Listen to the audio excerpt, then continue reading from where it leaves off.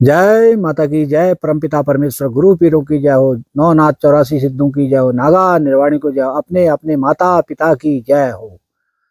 आज एक छोटा सा प्रसंग लेके फिर आपके सामने आया हूँ, क्योंकि बीच में जंतर मंतर पे बहुत बवाल कटा है। जिस प्रकार से लोगों ने कहा कि भाई हम छात्र हैं, और एक उनने मांग रखी नेट की। और उसमें जब मैं देख रहा था बहुत से यूट्यूब पे चैनलों पे, तो उसमें बहुत से लोग ऐसे भी उर्दंगी थे जो अपने को छात्र कह रहे थे, मगर उनसे जब पूछा गया छात्र की परिभाषा तो उनको कुछ भी नहीं था पता। और बहुत सी लड़कियां तो ऐसी थी जितने इतने अपशब्द उनने कहे हैं, और ऐसी ऐसे पोस्टर में लिखा है जिसको पढ़ करके आदमी शर्मा जाए। अब मेरी समझ में नहीं आई कि वो लड़कियां कैसी हैं, उनके माँ बाप ने उनको क्या शिक्षा दी। वो कहते हैं हम शिक्षित हैं और हम पढ़े लिखे हैं, हम नेट की तैयारी करेंगे, या हम कॉलेज गोइंग छात्र हैं। और जिनको बोलने का तमीज नहीं है, जिनके घर में अगर शिक्षार्थ नहीं है, वो संसार को क्या शिक्षा दे। कल वो अगर अब तो यूट्यूब में चला गया, चैनल पे चला गया, इन फ्यूचर अगर उनके बच्चे हो गए, पहले तो उन लड़कियों से शादी कौन करेगा। जिस भाषा का प्रयोग उन लड़कियों ने करा है वहां पे जंतर मंतर पे, मुझे नहीं लगता कि कोई उस ऐसी लड़कियों को अपने घर की बहू बनाएगा या कोई लड़का उनसे शादी करेगा। मेरे को लगता है कि कुछ लड़कियों को देख के तो मेरे को ऐसा लगा कि उनकी लैंग्वेज से वो शायद अपने माता पिता का भी जो है सम्मान नहीं करती होंगी। जिस लैंग्वेज में वो बात कर रही थी, मुझे तो नहीं लगता वो अपने माँ बापों का सम्मान या अपने टीचर का सम्मान, अपने किसी का उनने सम्मान आज तक किया होगा।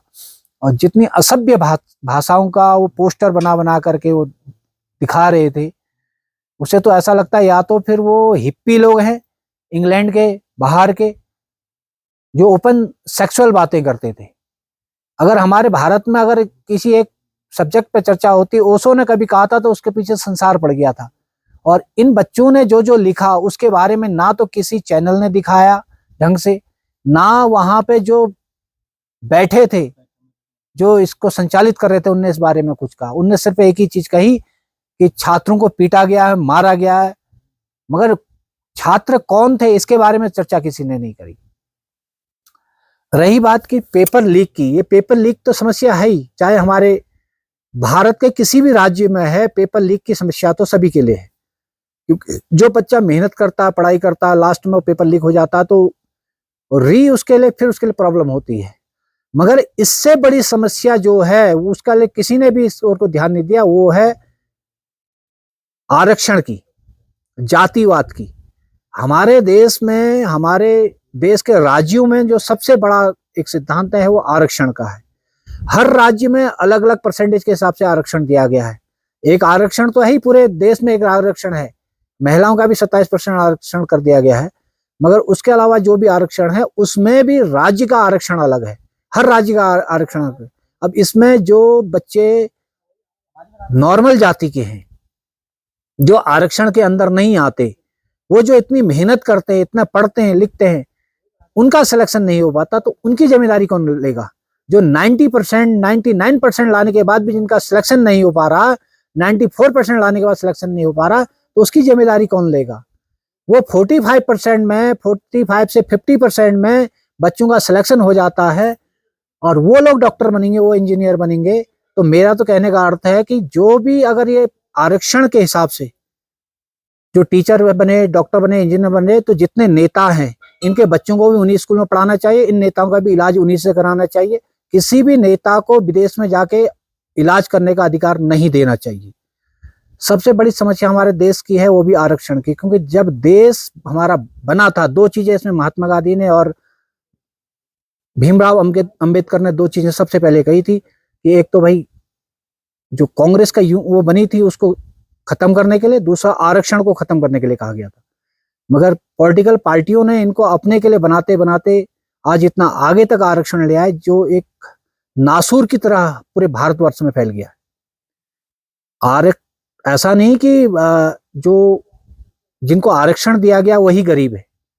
अगर आप हिमालय परिक्षेत्र में जाएंगे, चाहे आप हिमाचल में चले जाए, उत्तराखंड में चले जाए, या आप यूपी में भी चले जाए, तो बहुत से जो ठाकुर ब्राह्मण के बच्चे हैं जो आरक्षण के अंदर नहीं आते, वो भी बहुत से बच्चे गरीब परिवार हैं, बहुत परिवार गरीब है। वो बच्चे बड़ी मेहनत से पढ़ते हैं, उनके 90% लाने के बाद भी उनका सिलेक्शन नहीं होता। तो इसके लिए जिम्मेदार कौन है? वो नीति बनाने वाले लोग जो सेंटर में बैठे हुए हैं, बिगड़ सोचे समझे नीति बनाते हैं, जो सिर्फ राजनेताओं को नीति बना के दे देते हैं। सबसे पहले हमें एडमिनिस्ट्रेशन चेंज करना पड़ेगा, ना कि नेता चेंज करना पड़ेगा। क्योंकि एडमिनिस्ट्रेशन में बैठे लोग 60 साल तक, 55 साल 60 साल तक जो है उसमें बैठ करके अपना एडमिनिस्ट्रेशन चलाते हैं। नेता तो 5 साल के लिए आता है। और सबसे दूसरी चीज है कि हमारे देश में घूसखोरी। आप नीचे अगर आप किसी गांव में जाएंगे तो पटवारी से लेकर शुरू होती है घूसखोरी। तहसीलदार, एडीएम, एसडीएम, डीएम, सभी लोग पैसा खा खा के ऊपर पहुंचाते हैं। चाहे पुलिस में डिपार्टमेंट में देखो तो वहां भी घुसाखोरी है।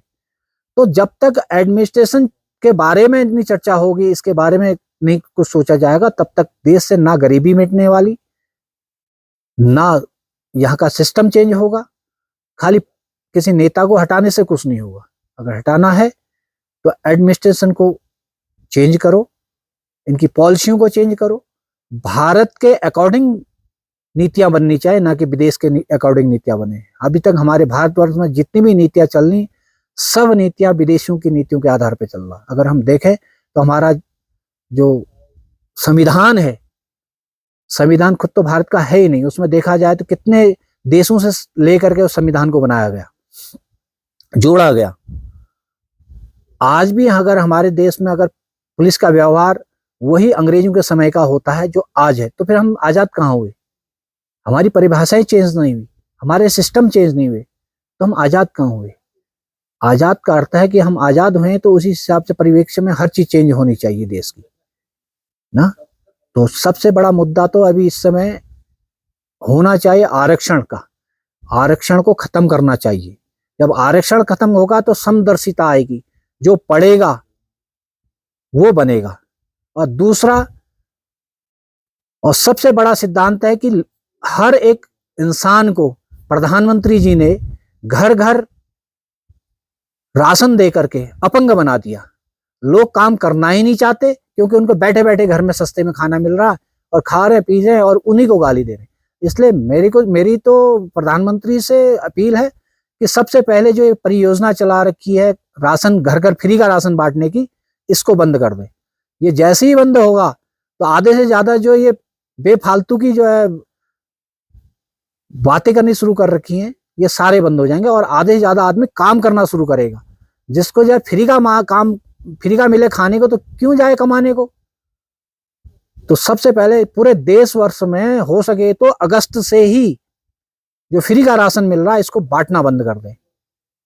आदमी अपंग हो गया। हम अपने उत्तराखंड में देखते हैं बहुत से नवयुवक हमारे यहाँ के ऐसे हैं कि वो काम ही नहीं करते, क्योंकि मिल रहा सस्ता भोजन खाने को मिल रहा।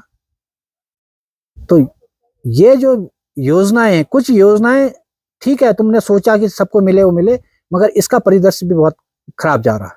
आदमी कमाने को राजी नहीं है। उसको आराम से सस्ते में खाना मिल रहा है तो क्यों जाएगा कमाने के लिए? आज कोई काम करने को राजी नहीं, फ्री का चाहिए। तो इसलिए दो मुद्दे सबसे पहले हैं, एक तो आरक्षण का और दूसरा राशन का। ये दो के दो तत्काल प्रभाव से खत्म करने चाहिए, जिसके वजह से देश में नवयुवकों को अपना हक मिलेगा और काम करना शुरू करेंगे और समदर्शिता आएगी। आरक्षण खत्म होना सबसे पहले जरूरी है, क्योंकि आरक्षण के वजह से बहुत से नवयुवक जिनका सिलेक्शन नहीं हो पाता है वो सुसाइड करते हैं। उसके बारे में तो किसी ने आज तक चर्चा नहीं करी ना। और तीसरा, एक लॉबी चलती है, चाहे वो हमारे उत्तराखंड में चलती हो, चाहे वो पंजाब में चलती हो, चाहे वो हिमाचल में चलती हो, कहीं भी चलती हो। एक लॉबी ऐसी चलती है कि जब पेपर होता है उसमें एक कहा जाता है कि पेपर लीक हो गया, दूसरा आदमी उसको हाई कोर्ट में डाल देता है। वो हाई कोर्ट में केस जाता है, जब तक वो हाई कोर्ट से केस के डिसीजन होंगे तब तक तो आदमी की एज पूरी हो जाती, उन छात्रों की एज पूरी हो जाती, तो वो कहाँ जाएंगे? फिर अगर बेरोजगारी नहीं बढ़ेगी तो कहाँ बढ़ेगी? हमारी देश और राज्य की कुछ नीतियां ऐसी हैं जिनको चेंज करने की बहुत अति आवश्यकता है। और जितने एडमिनिस्ट्रेशन में बैठ करके ये गलत काम करते हैं उनको सस्पेंड करना चाहिए। सस्पेंड नहीं करना चाहिए, उनको बर्खास्त करना चाहिए। सस्पेंड करके तो आदमी फिर दोबारा बहाल हो जाता है।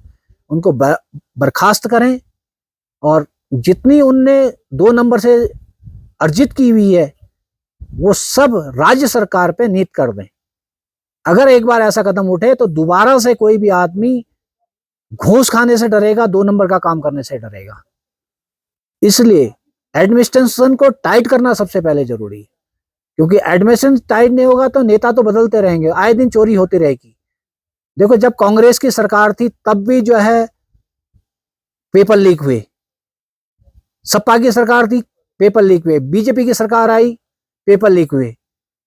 तो पेपर लीक तो हो रहे हैं ना, सरकारें चेंज हो रही हैं। इसका मतलब क्योंकि जहां पे लोग बैठे हैं एडमिनिस्ट्रेशन पे, जहां पे से पेपर बन रहे हैं, जहां से पेपर लीक हो रहे हैं, वहां पे बैठने वाला अफसर तो वही है।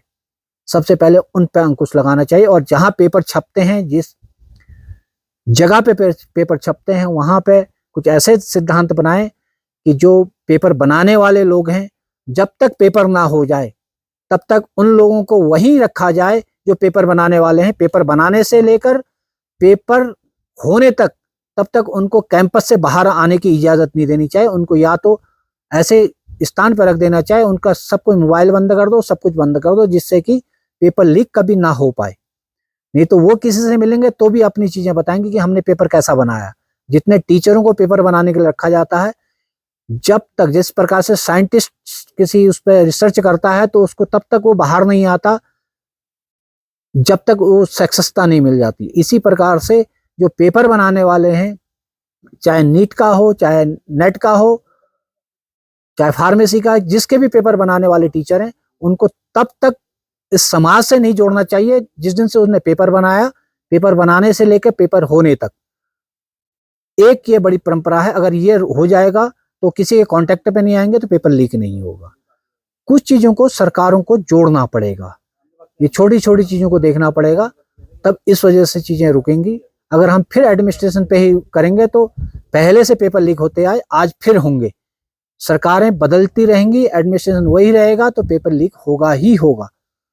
और दूसरा, आरक्षण सबसे पहले खत्म होना चाहिए। देश में आरक्षण ने आधे से ज्यादा लोगों की जीवन बर्बाद किया। आरक्षण को खत्म होना चाहिए। आरक्षण तो सबसे पहली समस्या है। जो बच्चा पढ़ता है 90% लाता है, वो उसका सिलेक्शन नहीं होता तो उसके दिल से पूछो क्या बीतती है उस पर ना। और 40% 45% में आकर के लोग पहुंच जाते हैं। वो 90% वाला कहाँ जाएगा, किसके पास जाएगा, किसके आगे रोए। अगर ये चीज अच्छी लगे तो इस पर मनन कीजिएगा और लाइक कीजिए, सब्सक्राइब कीजिए। आगे को अपने अपने यार दोस्तों के पास ये वीडियो भेजिएगा। जय माता की।